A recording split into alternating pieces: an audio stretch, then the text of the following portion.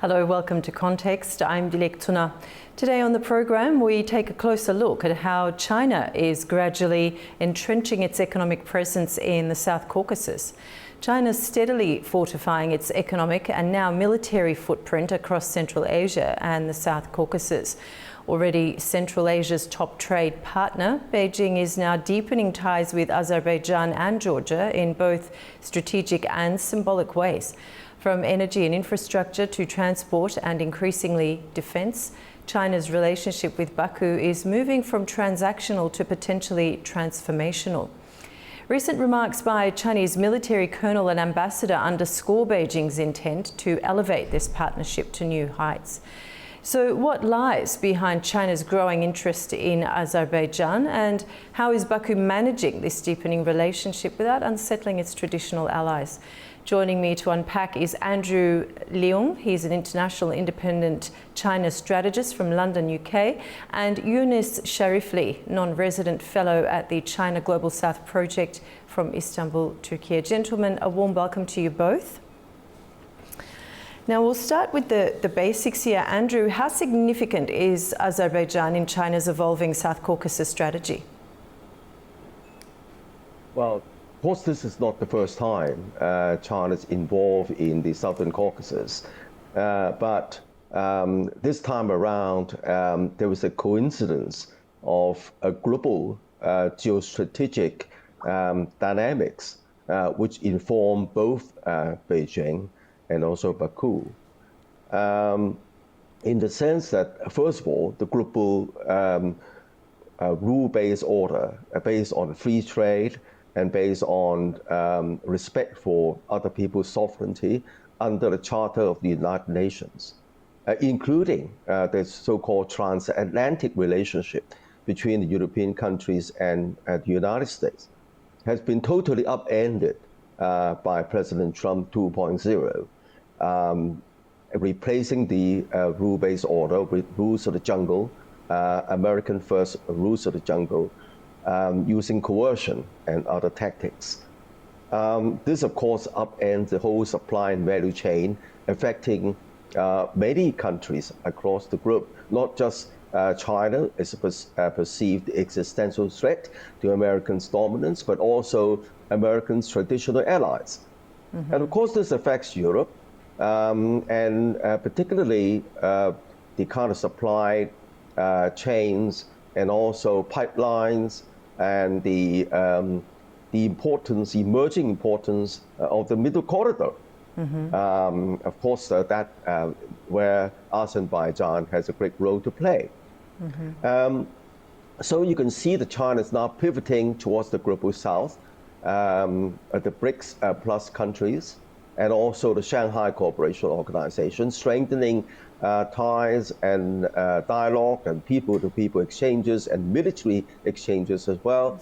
But again, it is not just a bloc, because the whole world is no longer based on blocs, because there is complementarity, there is also confrontation, there's also rivalry, and the same applies to the Southern Caucasus. For example, countries like Azerbaijan have got to balance its relations with Turkey, with Russia, with China, and then indeed with the United States and other European countries. And of course, has got to stabilize the region, including relationship with Armenia. And of course, its pipelines, for example, the so-called the Southern pipeline, exporting the Caspian gas through Europe. So all these plays a very important part. And then this coincidence and marriage of these geopolitical dynamics translate into Beijing's closer relationship with the South Caucasus and with Azerbaijan in particular, because Azerbaijan sits at the not only with its southern pipeline, but also underpins the middle corridor, with where trade can pass through, bypassing trouble spots over Russia. So you're seeing a dramatic increase in trade and transportation through the middle corridor, but then through the middle corridor, but then that there are a number of bottlenecks, including a coordination of train gauges, the harmonization of trade regulation, and perhaps the use of high technology to simplify custom clearance. Okay. So all these, China plays a very important part. Okay, all right. You've underlined a lot of factors there, and I'll certainly address some of those issues as we progress and ask you to elaborate on some of the things you've already talked about. So Yunus, how is Baku interpreting Beijing's recent signals, especially about the remarks about military cooperation reaching new heights? So, as you know, traditionally, Azerbaijan relationship with China based on economy or economic diversification strategy, and last years we saw particularly development on renewable energy and electric vehicle industry. However, we saw that China and also Azerbaijan, both of them interested in also develop the military cooperation. And currently, China, Azerbaijan already has a diversification strategy to import military equipment from different countries. And China actually positions itself as a most important country, because as we already know that China also wants to export different military equipment to different countries, and in this context we saw that complementary relationship. Azerbaijan want to diversify, and then China also want to export more military equipment to different countries. However, from my point of view, the relationship will not only based army import, but also go beyond that. Particularly, we saw that both sides cooperate on expanding law enforcement and security collaboration to counter terrorism, extremism, and separatism. Mm-hmm. In addition, probably there will be consideration to joint production of the military equipment, or also exchange of the personal training, which can be very critical for Azerbaijan. Also, it's also very important to China to add new layer to its current position in the South Caucasus. And probably we will see that more import from China in terms of military equipment, and more collaboration on joint production. Probably the next phase of the negotiation, the topic will focus on from the both sides, which again, I would like to mention that it's a complementary relationship that both countries can support each other. Mm-hmm. Okay. Andrew, what's the role of the Belt and Road Initiative in China's engagement with Baku?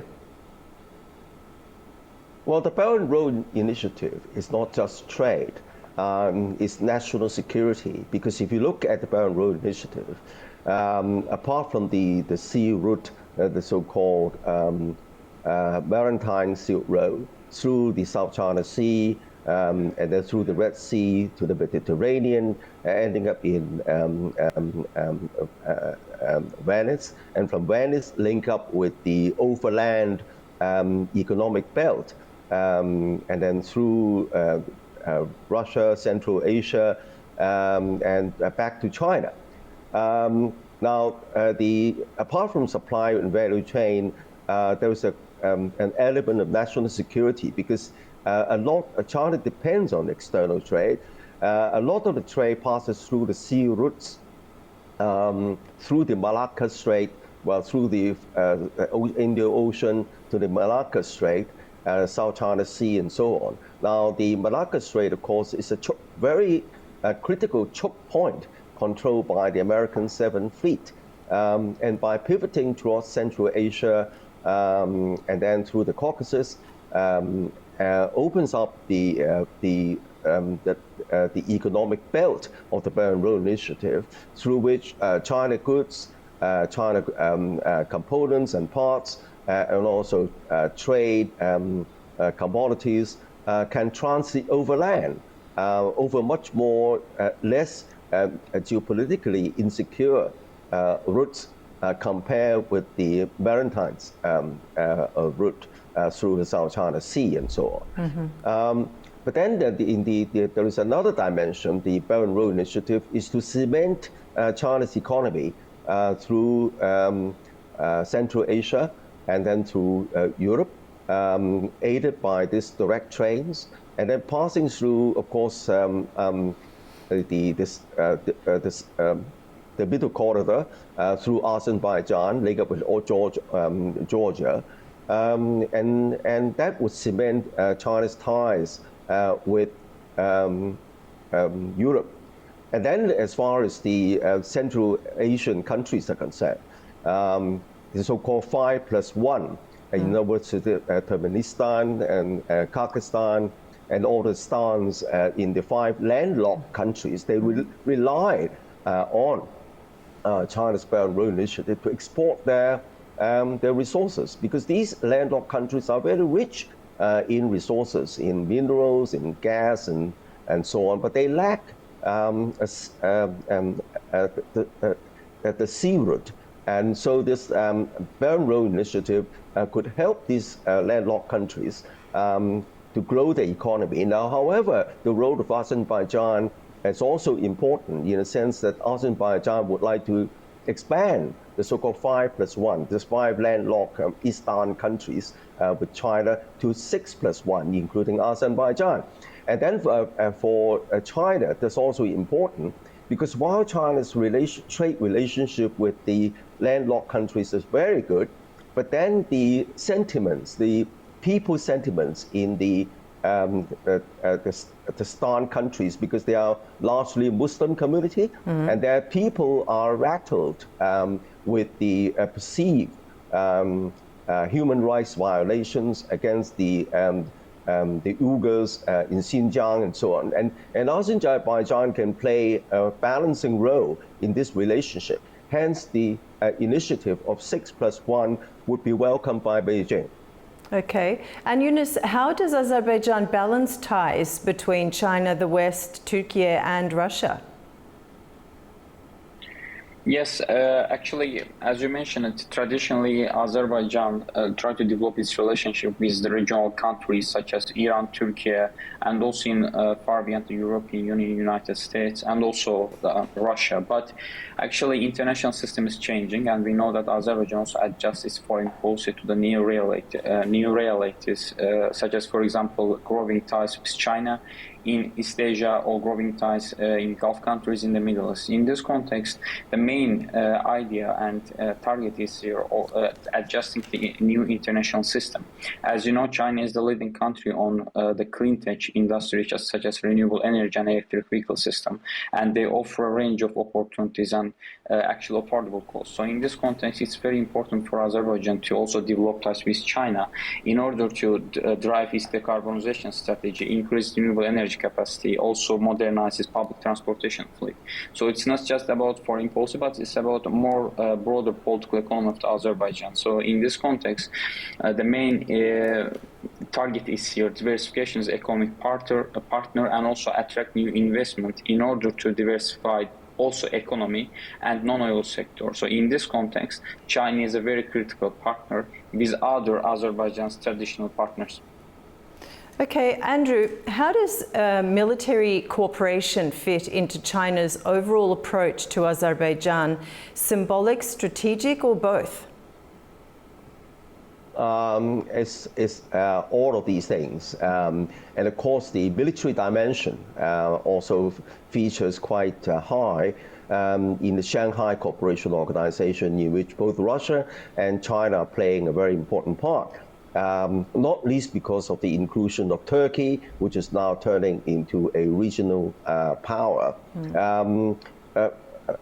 Coming back to the point I make just now, the role Turkey plays is also important because of the Muslim connection, the sort of sentiments about the Uyghurs in China, and then Turkey can play a balancing role between these conflicting forces that could in fact impinge on China's own national security. And of course, if you look at what's happening in Europe, the Ukraine war, of course, rattles a lot of European countries. And of course, China is playing a very cautious position vis-a-vis Russia, and so the other countries in Europe, especially the South Caucasus countries. But I think that overall, all the parties involved in Central Asia and also Turkey and China, they want a more peaceful region. Where despite rivalry, despite competition, there are opportunities for cooperation. And also the infrastructure connectivity is very, very important nowadays because while the global trade system has been integrated since the end of the Second World War, nowhere has it gone into this era where countries' economies are linked not only through shipping, not only through rail, but also through the internet and e-commerce. And you were talking about the military. Again, we're moving into a higher plane with drones, with robotics. So I think that there is a great scope for cooperation in helping to maintain a more balanced a global system, not only in economics, but also the military and also individual countries' sense of security. Okay. And Yunus, would you like to add to that? And in what specific sectors are Azerbaijan and China currently cooperating most, and what sectors might follow? Yes, absolutely. The first sector is about the transportation and logistics sector, because as you know, Azerbaijan critical country in the middle corridor, and China in the last 2 years, particularly China, increased its interest and involvement to the middle corridor. So in this context, we saw that one of the priority sectors is logistics sector, because China tried to optimize the middle corridor, promote its development in order to diversify the routes between China and European Union beyond Russia and Iran. So in this context, Azerbaijan plays strategic role for China. The second sector is renewable energy, and currently Azerbaijan manage and conduct a range of renewable energy projects with different countries, and one of the leading countries is China. And China is not only partner, but China is also play critical role to import renewable energy inputs and technologies.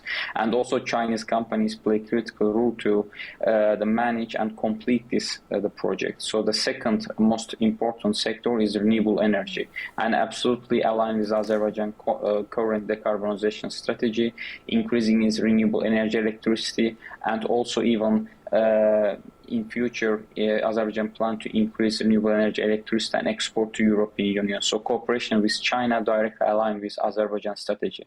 The third sector is actually related to the public transportation and also private transportation, particularly on electric vehicles. So as you know, BYD already invests to Azerbaijan for assembling electric bus. In addition, Azerbaijan import a range of electric vehicles from China, which is also another specific sector that actually has a huge prospect to further cooperation. And fourth and most importantly, probably we will see further cooperation on financial sector and digitalization, that China again has a cutting-edge technology and offer affordable the equipment for emerging and developing countries. So probably we will see in future new cooperation fields on digitalization. Okay. Now, Andrew, is China merely an economic partner, or is it reshaping the power dynamics in regions traditionally influenced by Russia? Well, of course, China is forming a much closer partnership with Russia as a result of the Western hostility towards Russia over the Ukraine war. But it doesn't mean that China is forming a rigid bloc with Russia, because there are competing rivalry over influence, for example, on Central Asia, on Eurasia, and so on. But I think generally speaking, there is more complementarity between the dynamics facing Russia and facing China. But as far as China is concerned, there is a big problem in China's undisputed dominance in its export, because China now is the largest exporter and manufacturer by far the world has ever seen. no other countries comes even near in terms of the scope and competitiveness. For example, electric cars, even with tariffs, and China's electric cars are so competitive in terms of technology, in terms of its price quality ratio, that many European countries and other host countries would choose the Chinese electric cars, with the result that that would decimate key industrial sectors in the host countries. And that's not very good for China. So I think that one thing that could balance the relationship is for China to relocate part of the manufacturing processes in host countries, including Azerbaijan, helping Azerbaijan, for example, to grow the production of electric vehicles, and perhaps even helping Azerbaijan to develop some of the technologies, and of course easing some of the control over the rare earths that can go into the production. That kind of strategy would be beneficial to holding better relationship with Azerbaijan, with Turkey, with the European countries. It doesn't mean that the complete relocation of all these manufacturing, but China's involvement needs to be seen to bring jobs to the host countries, to bring the necessary technology, and to grow the economic, to sustain the economic growth of the host countries. Now, I think that China is wising up to it, because in London, for example, where you see these traditional black cabs that roam London streets, more and more of these electric version cars are now made by the company located in Coventry. You see all these cars bear the sign of LEV small c. LEV stands for London Electric Vehicles, C stands for Coventry. So a lot of these London black cabs, the electric version, are produced in Coventry, but produced by the leading China's company called Geely. So I think that this model could be replicated in Central Asia, in Turkey, in Europe, and even to the United States. And that would help to balance China's relationship with a lot of host countries. Okay, Andrew, thank you so much. And Eunice, a big thank you to you as well. That's all we have time for on the program, unfortunately. It's been a pleasure talking to you both. That brings us to the end of another episode of Context. Until next time, thanks for watching.